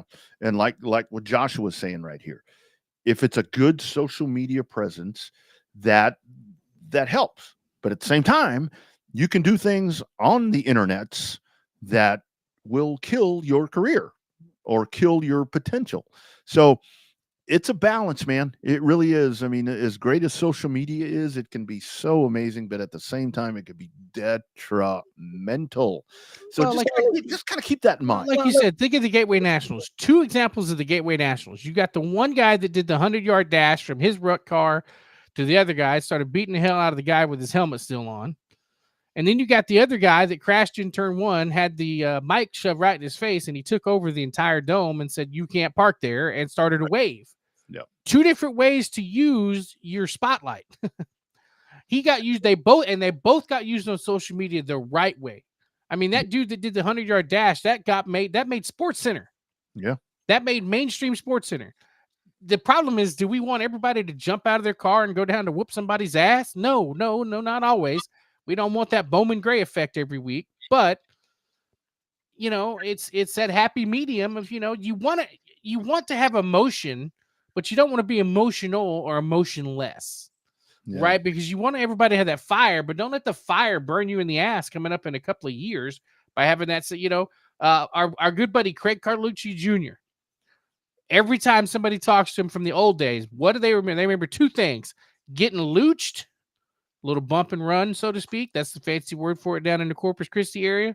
Or the flying Carlucci. That's all he's known for, despite winning multiple track championships in multiple disciplines in multiple classes. That's always got to be mindful that somebody's watching. Yeah. And that's really the important thing. Just know that and kind of set yourself apart from everybody else. And that's been the really cool part about, I don't think it was the intent of this show, the way that it worked out tonight, where we started out with a young talent in Riley Allen that's going to do really, really cool things. And then we go to Terry Barden, who's a, grizzled veteran, as a race director, as a past racer that has raced with some of the best talent that we're ever going to see in these parts. You tie that all together, and that's where we are right now. And that's where we go to, the question that we had at the top of the program. It's like, what do you want for your, and I think as we get ready to finish this thing off, what do you want for your sport in 2025 and moving forward? And I think with short track racing that we really need to have, I know people don't want to hear this. You need to have that basis. With this thing with Bowman Gray and with the Clash going there, I really think that's a big deal.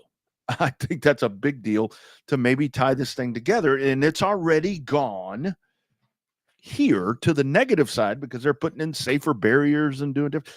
So what? Embrace some. Darn, somebody is adding in infrastructure to your racetrack, an investment in infrastructure. Let's just talk bad about that. Well, and I've talked to people over there. It's going to ruin our racing once the regular racing starts.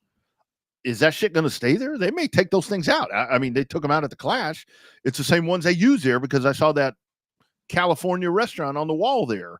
So, I mean, just let it happen. Just let it happen. And I'll tell you, I think that with that basis on the Cup thing, Honda and Nissan are about to discuss a merger. And that is, I think, when it comes to Cup and we talk about OEMs coming in, I think that's going to change in the next few years. And that's only going to open things up, I think, for all of us, Bobby. And that needs to be embraced.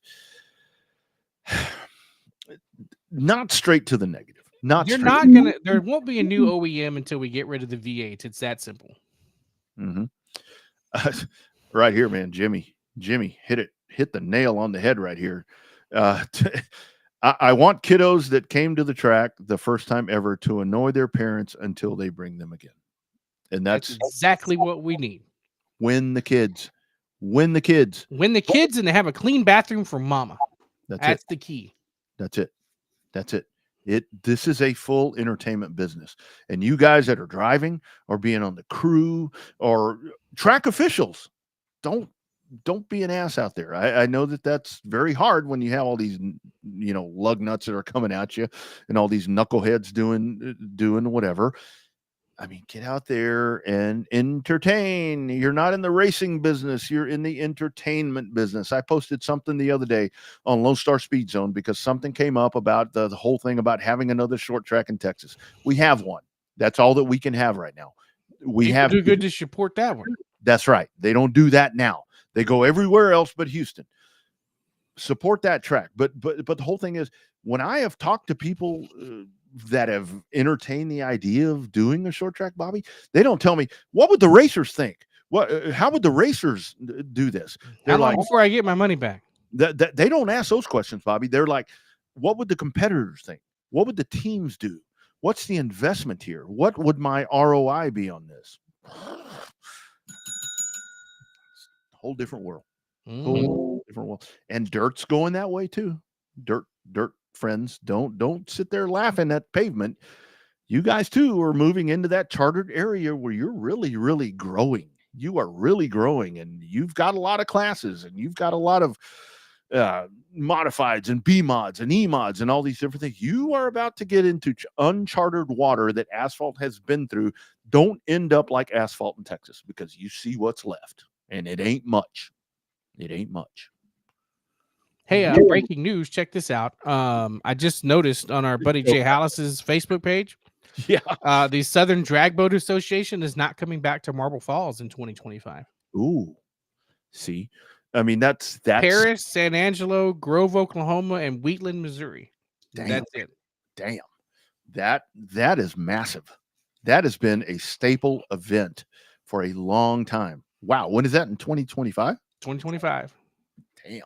Unless they expand that schedule they just released, but it doesn't look like it's coming back to Marble Falls. Man, and not only that's a local race for those that looking on a national scale. That's a local boat race within 4 hours of the house. So well, but that is a national staple event. We've had our friend Katie on here that has talked to us what that does for the economy of Marble Falls. I mean, that weekend is a quarter of their economy that for the year. Holy shit. I'll tell you. That's rough. That's rough for them.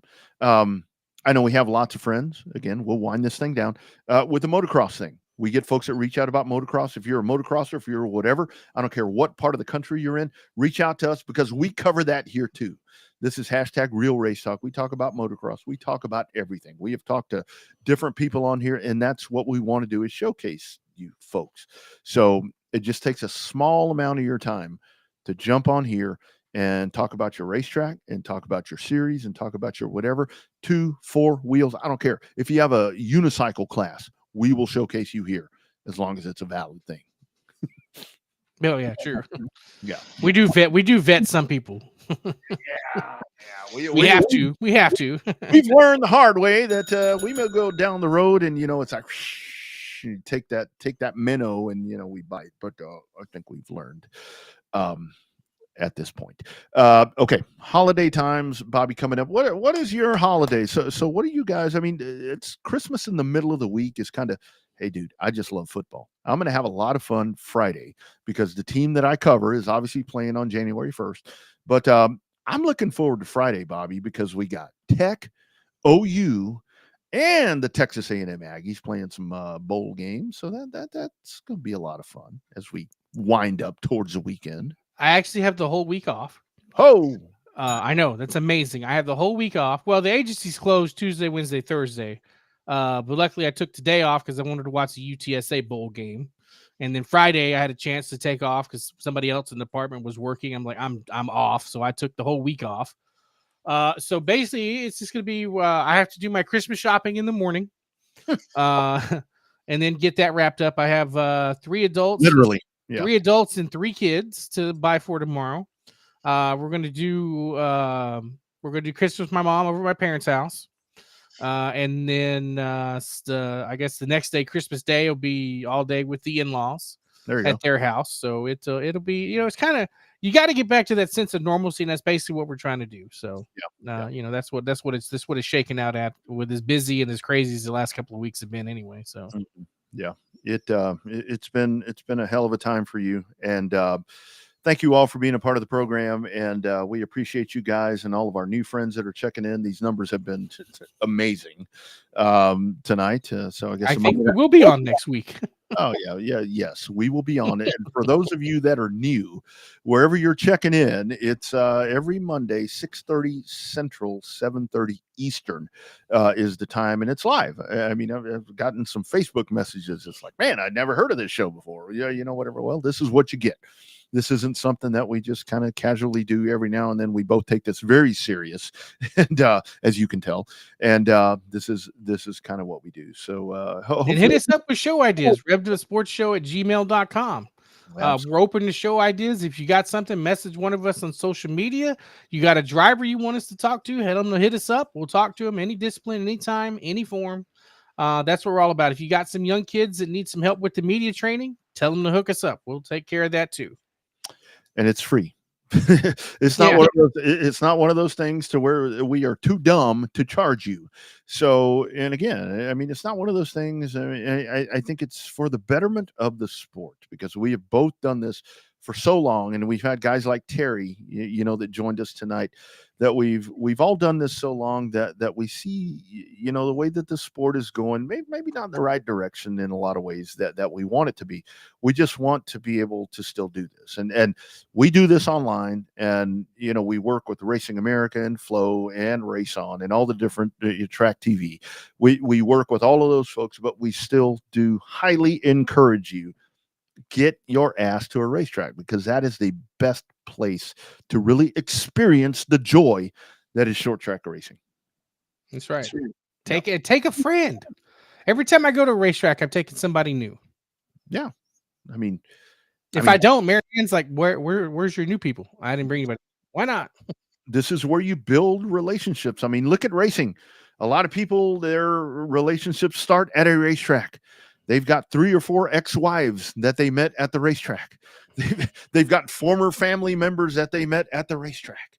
They've got ex-girlfriends. They've got ex-best friends, and they met at the racetrack, because that's what the sport is. And there's stereotypes or whatever, but I embrace the stereotype. We love it. I mean, we love it, and that's why we do it. Yeah, well, we used to live it. Now we're on the better side of the stereotype now. Yeah, I don't know about that. There's still this. So that's true. Be better with that. Be better with that, you guys, in 2025. What are you doing for Christmas? Hanging out here, grilling burgers. It's going to be the kids, Tracy, the dogs, and I. And this year, an added bonus, Kendall's boyfriend. Well, you got to meet him on Saturday, though, didn't you? I've met him. I met him a long time ago, and he's a great young man. So, Bobby, both of my girls are employed. Damn. Yeah, Chloe's got her gig there at Paramount, and Kendall got an immediate gig at a charter school. So it's like, holy shit. Yeah, it's really good. They've grown up, and they're doing good things, which is my better half is always open to talking to her, by the way, if she has questions. Man, I will absolutely pass that on, because that's really all that we can hope for. Bobby, I'm going to try to not get emotional here. I felt horrible because I had to do what I had to do on Saturday, and I hoped that you understood that I had to take care of that. But I want you to know that your dad, I think about the trips to Pensacola. When he would call, what's old Rodney doing? Yeah, I'm on the phone, Dad. I'm right here. I'm listening to we're right here on speakerphone. Yeah, and I know that there were times when he'd call and you're like, ignore. I just talked to you. Ignore. So that day, I'm sorry I had to miss that, but I hope you know that for you, your mom, your family, it's been been hurting for you guys, and I applaud the way that you have handled this, because you've done it in a way that I don't think that I can do it. And I'm proud of you, brother, and I love you. And I know that everything is everything's going to be good for you guys. The fact that it happened at this time of the year, I think it sucks, but at the same time, it's that you're going to have that togetherness, and hopefully that's something that's going to build you guys and hopefully help you guys moving forward. Well, like I said on Facebook today, there's going to be a void that can't be filled, by no means. But with the support of friends and family and loved ones and stuff like that, we'll get through it. And it's a day at a time, a step at a time, a phone call at a time. So it's not ideal. Saturday was bittersweet, but it went on without a hitch, and actually worked out fairly well. Actually, it's kind of nice to see when the plan comes together. So sad deal, but we're getting through it. So just the way my dad would want us to. It's just keep doing another show, keep moving along, keep having another good day. You might want to jump off here, because I went in there and I thought it was really I loved what you did for your dad there at the Celebration of Life, and I'm going to play that for our folks, because when we talk about the relationships that this sport builds and how important family is and so forth and so on, I mean that's what it's all about. So if you want to jump off, that's totally good. But as we exit out here, and we're going to wish a Merry Christmas to everyone. We're going to be back before the new year.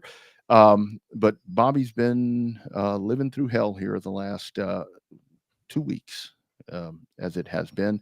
And this dude stood up and honored his dad this past weekend at the Celebration of Life. And we'll bid you adieu and see you on the other side as we approach 2025. That's coming up. But thank you all for being a part of the program. And let's send out our man, Mr. Chaffee, one final time as we wave that checkered flag with that damn phone ringing to see what's going on.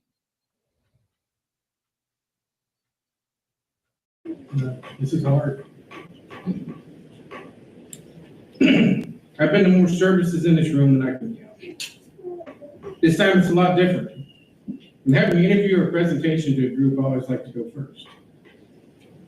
This is one time I don't want to go first. In fact, I don't want to go at all.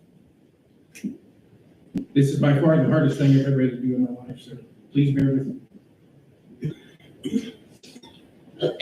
When we were trying to set up this service and asking people to speak, everybody that we asked wanted to know if I was speaking. My response was, I don't know if I have the ability to. And I still feel that way. I may be a little speechless, and for those that know me, know that doesn't happen very often. By definition, speechless is being unable to speak because you're so angry, shocked, and surprised. I would say the anger has subsided, the shock is wearing off, and I'm not sure why I'm surprised at the number of people that have come to support our family and pay their final respects to my father. Blue was my dad's favorite color. I see a lot of you wearing it today, but I've gone in a different direction. I'm wearing green to remember him. Many of you know, and for those that don't, I call my dad Frog. The story behind it is I was a rebellious teenager and wanted to do things that simply just annoyed my dad. I found that his nickname in high school was Frog, and for some reason it just stuck. And as crazy as it sounds, it did have its advantages. Try yelling dad in the crowd and no one blinks an eye. Yell Frog in the crowd and I get the response I needed every time. Fortunately for me, when it comes to the name Frog, I've been lucky enough to go my whole life without his friends or my friends calling me Tadpole. There's no reason for that to start now because one frog in the family is enough.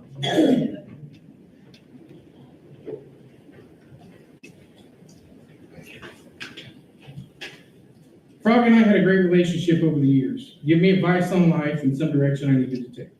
Sometimes I listened, sometimes I didn't.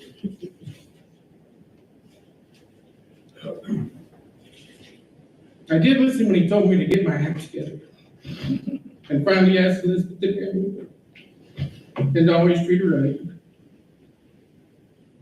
Ironically, on that note, one story about my dad that comes to mind is the night that I invited him to my bachelor party. As you can imagine, he, along with some new friends and our special new friends, stole the show. Those stories can be reserved for another time in a more appropriate place. So many of the stories can be shared about my dad, from Boy Scouts to FFA and ag projects, sitting at a racetrack with his family on Saturday night. Many know him from simply being a nice guy while on duty at the Garrett Job Corps front day, or waiting in line to pick up the grandkids. However you knew him, we all knew him with a smiling face. Well, there's so much more to say, and I can go on and on. I'll say this in closing. Elizabeth and I do not have any kids of our own.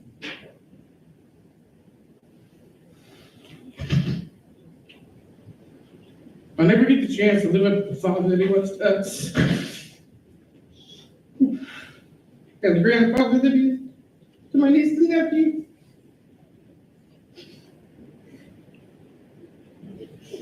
However, I do get a chance to be the good person that he was by always having a smile and trying to take in the good things in life that I take for granted every day.